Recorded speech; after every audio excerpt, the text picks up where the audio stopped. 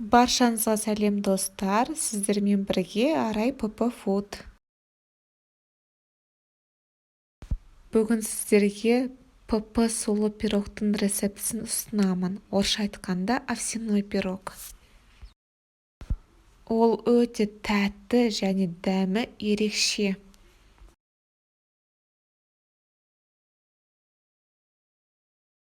Қажет ингредиенттерді граммдар бойынша видеоның астына жазып қоямын.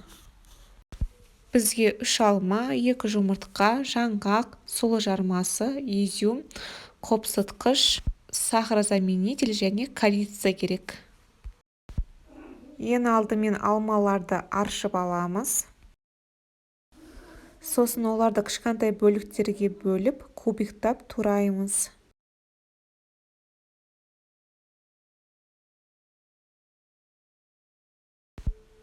Сұлы жармасы мен изюмды блендерден өткіземіз.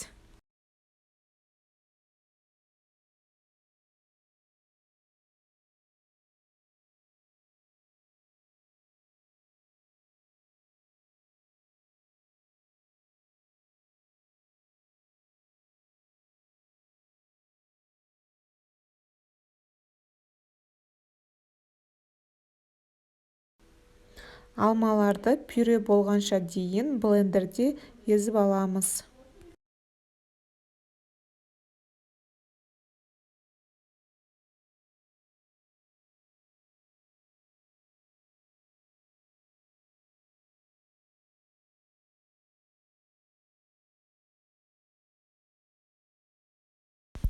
Енді ыдысқа ұнтақталған сұлы жармасы мен изюмді саламыз.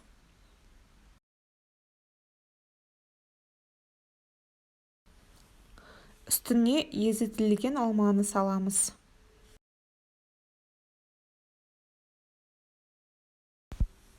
Жақсылап тұрып, қасықпен араластырамыз.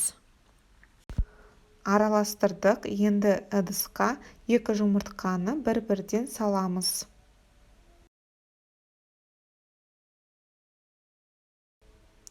Қасықпен араластырамыз. Үстіне 2 шай қасық корица қосамыз. Маған өзіме корица ұнайды, себебі дәмі ерекше.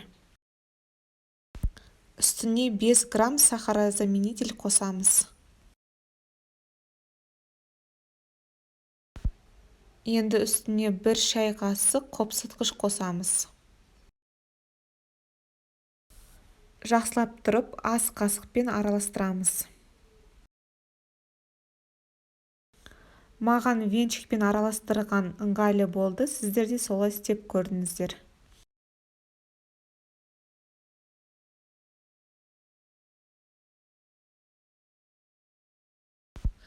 Қалауларыңыз бойынша жеміс-жидектерді қоссаңыздар болады. Мен малина мен клубниканы қостым. Енді форманы алып, пергамент қағазын төсейміз. Форманы кішкене ғана сары маймен майлаймыз.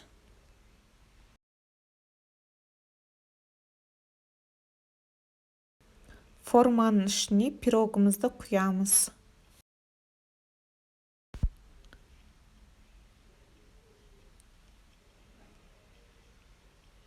Аз қасықпен әдемілеп тегістейміз. Енді блендерден грецкий орехты ұнтақтаймыз.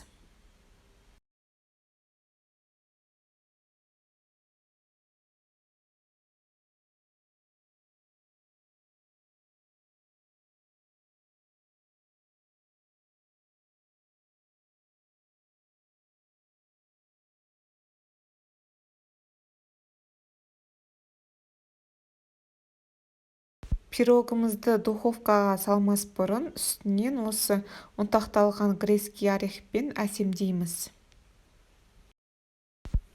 Пирогымызды духовкада 180 градуста 35-40 минут ұстаймыз. Духовкадан шыққан пирогты міндетті түрде суытып алыңыздар.